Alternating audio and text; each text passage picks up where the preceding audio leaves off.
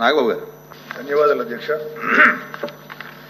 రాష్ట్రంలో కూటమి ప్రభుత్వం అధికారంలోకి వచ్చిన తర్వాత అర్చకుల సంక్షేమం కొరకు అర్చకులకు ఇస్తున్న ధూపదీప నైవేద్య పథకం 5,000 నుంచి 10,000 పెంచడం శుభపరిణామం. అయితే దీనిలో గౌరవ వేతనంగా 7,000 రూపాయలు ఇస్తున్నారు. పడితరం అంటే దేవాలయాల్లో నైవేద్యం తయారు చేయడానికి ధూపదీప కార్యక్రమాలకి వినియోగించుకోవడానికి ఇచ్చే ఖర్చు 3,000 రూపాయలుగా ప్రతి అర్చకుడికి ఇస్తున్నారు.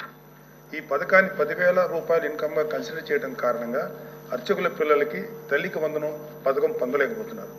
ఇది రాష్ట్ర వ్యాప్త సమస్యగా గుర్తించి అర్చకుల పిల్లలకు తల్లికి వందనం ఇతర సంక్షేమ పథకాలు అందే విధంగా గౌరవ మంత్రి చర్యలు తీసుకుంటారని ఆశిస్తున్నాను. ఏ సంక్షేమ పథకంలో లబ్ధిదారులను గుర్తించడం అనేది ఒక నిరంతర ప్రక్రియ.